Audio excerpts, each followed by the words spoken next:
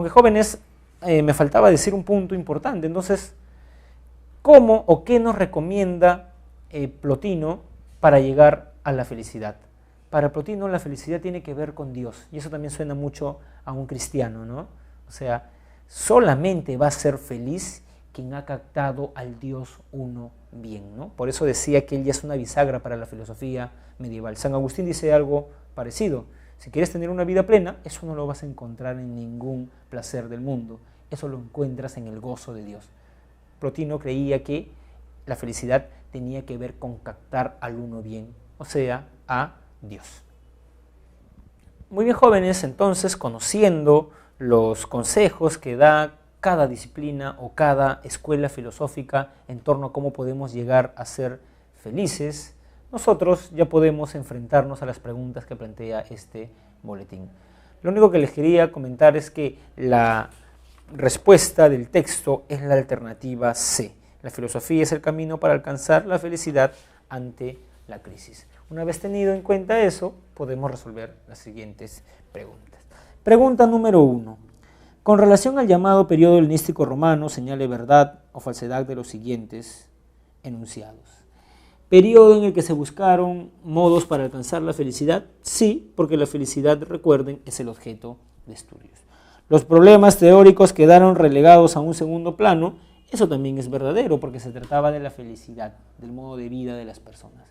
Periodo que se originó por una crisis política, social y económica. Claro, esa crisis fue producto de que los macedonios dominan a los atenienses y luego los romanos.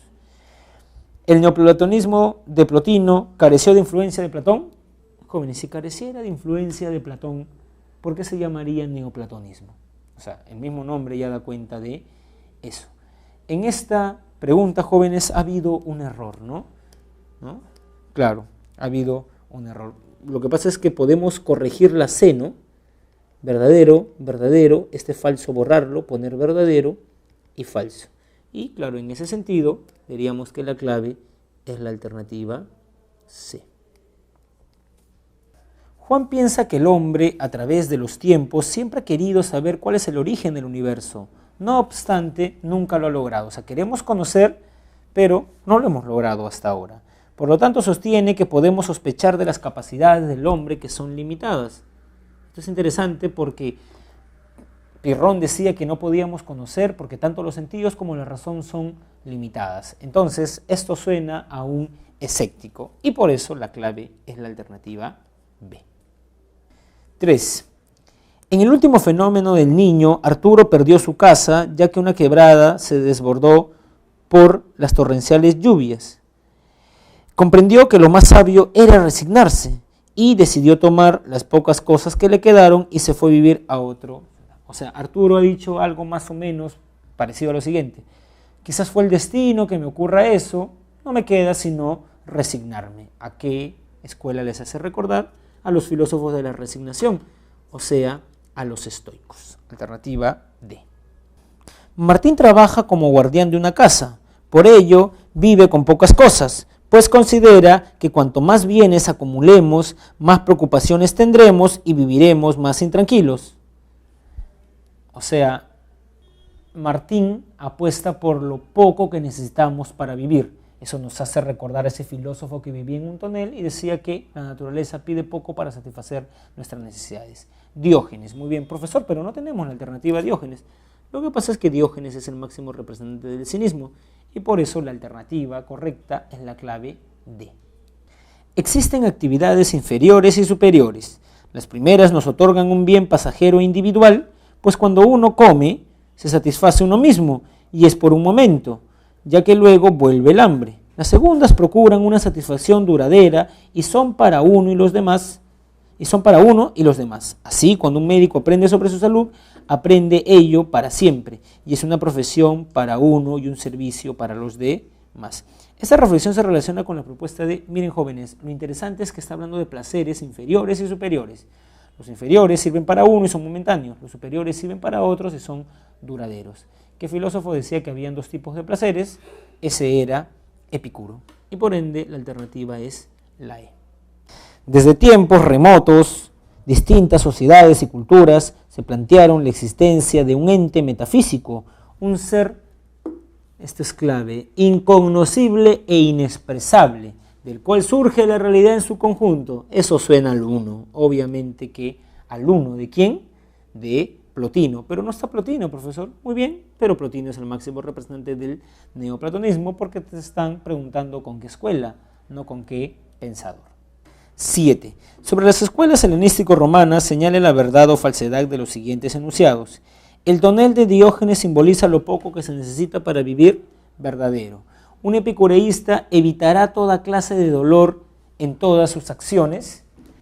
Pero jóvenes, quiero explicar este ítem 2, porque esto es verdadero. O sea, dice, el epicureísta evitará toda clase de dolor. Desde luego que nosotros para Epicuro buscamos el placer, o sea, buscamos evitar el dolor. Eso es verdad, buscamos evitar el dolor. Pero hay ciertas situaciones excepcionales donde el dolor te va a llevar a un placer superior. Y por más que no lo quieres pasar, debes hacerlo. Ejemplo, una vacuna. Obviamente nos va a dar dolor, pero nos va a generar un placer superior porque nos va a ser inmune a cierta enfermedad. En ese sentido es verdadera esta pregunta, ¿no? Entonces, claro, para que sea más precisa, es un epicureísta tenderá, no tiende, o sea, usualmente evita, ¿no? O sea, pero, ¿no? Usualmente sería la palabra clave, ¿no? Muy bien. El ideal de los estoicos es vivir de acuerdo con la razón, claro, porque la razón te hará comprender que hay un destino y que eso no depende de ti. Entonces, la alternativa correcta es la A. Pregunta número 8. Decimos que el placer es un punto de partida y el fin de una vida bienaventurada. Esto ya les debe hacer recordar un filósofo, ¿no? Sí, muy bien. Porque reconocemos al placer como el bien primario y connatural. Iniciamos todo acto de aceptación y de rechazo partiendo de él. O sea, aceptamos lo que nos genera placer y rechazamos lo que nos genera dolor. Y es el placer a donde volvemos al utilizar nuestra experiencia del placer como criterio de toda cosa buena. Considerando el fragmento anterior, es correcto afirmar que para Epicuro el placer impide que logremos una vida buena y tranquila. No, lo contrario, el placer es el criterio para tener una vida tranquila. ¿Sería una de las tantas virtudes del ser humano? No, porque como dice el texto es un bien primario, fundamental, no es uno de los tantos. No es una regla objetiva para aceptar algo, más bien es una regla objetiva para aceptar algo. Aceptamos algo cuando nos da placer y no lo aceptamos cuando nos genera dolor. ¿Lo consigue cada persona una vez en la vida? Eso es mentira. Varias veces hemos tenido placer y lo seguiremos teniendo. ¿Es el criterio para alcanzar toda cosa buena? Esa es la clave, la alternativa E. Muy bien, jóvenes, espero que esta semana les haya servido para clarificar sus ideas sobre estas 5 escuelas helenístico-romanas y además les haya servido para cuestionar ciertos modos de vida de nuestra sociedad. Nuestras sociedades son consumistas, nos tienen en una lógica de comprar. Lo que dirían estos filósofos es, pregúntate si eso que compras necesitas. Porque cuando uno compra algo, para comprar ese algo, trabaja. Y el trabajo es tiempo. Entonces no te vas a pasar toda tu vida trabajando para cosas que no sirven. Mejor trabaja lo necesario, vive con lo necesario y cultiva tu interior. Creo que ese es el gran mensaje de estos filósofos y quería que tengan en cuenta ello. Nos vemos la siguiente semana.